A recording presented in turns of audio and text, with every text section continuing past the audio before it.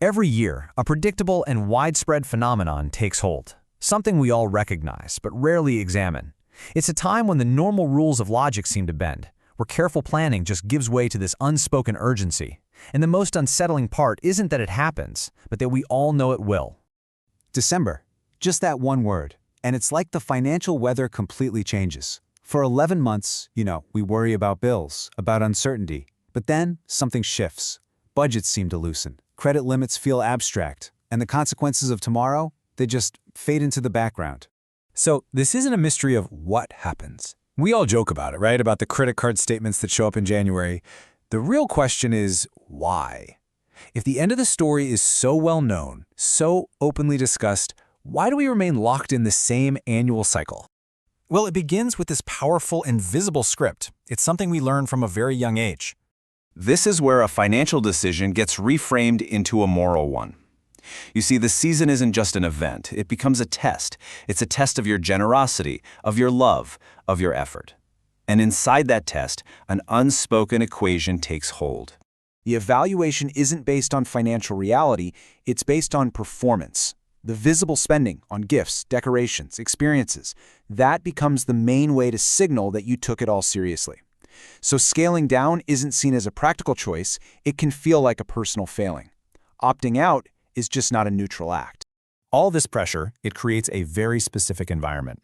Work deadlines get compressed, social calendars fill up, and marketing messages are everywhere insisting that the moment is fleeting. The result is this narrow mental space, a psychological corridor where there's simply no room for long-term thinking. Every decision feels immediate, symbolic, and just emotionally critical. So you have the cultural pressure from the outside, but beyond that, there are these specific cognitive biases that get activated, creating a perfect storm right inside our own minds. The first one is called future discounting. It's the reason January feels so unreal. The bills, the stress, that's a problem for a different version of you, a calmer, more disciplined future self who, let's be honest, doesn't really exist yet. The responsibility for all the consequences just gets deferred.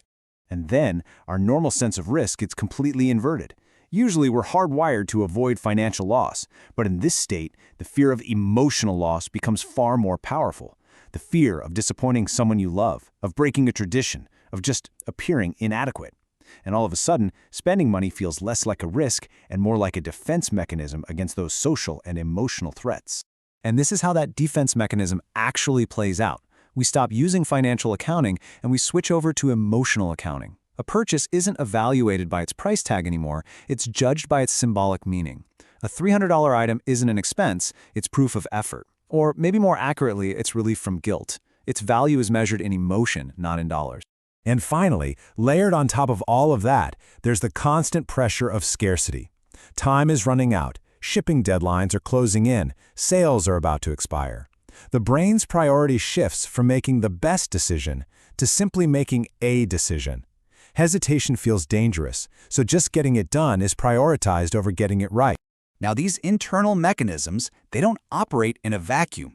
They are amplified by a much larger system of external forces, and they're all built on this exact same sense of urgency.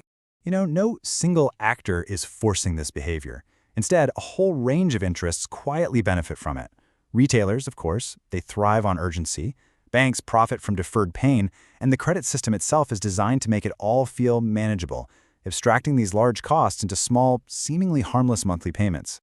The system is so powerful because it doesn't have to invent desire, it just has to amplify the vulnerabilities that are already there.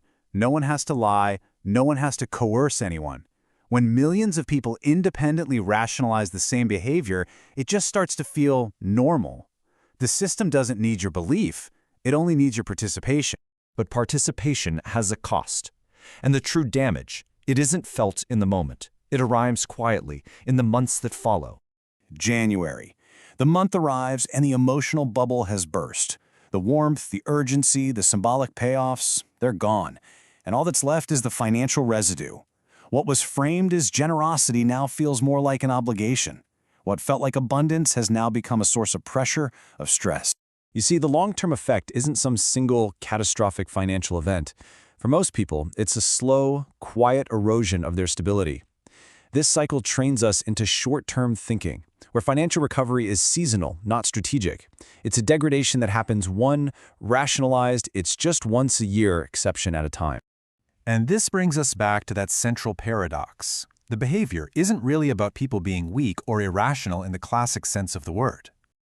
The behavior only seems irrational because, for a brief period, the very definition of rational is rewritten. Logic doesn't just disappear. It starts answering to a different master, emotion. Financial restraint gets overruled by the need for symbolism, and any thought of the future is silenced by the overwhelming demands of the present. So the really unsettling question isn't just why people overspend, it's why this whole cycle feels so inevitable despite being entirely predictable. If everyone knows how this story ends, why does it keep working?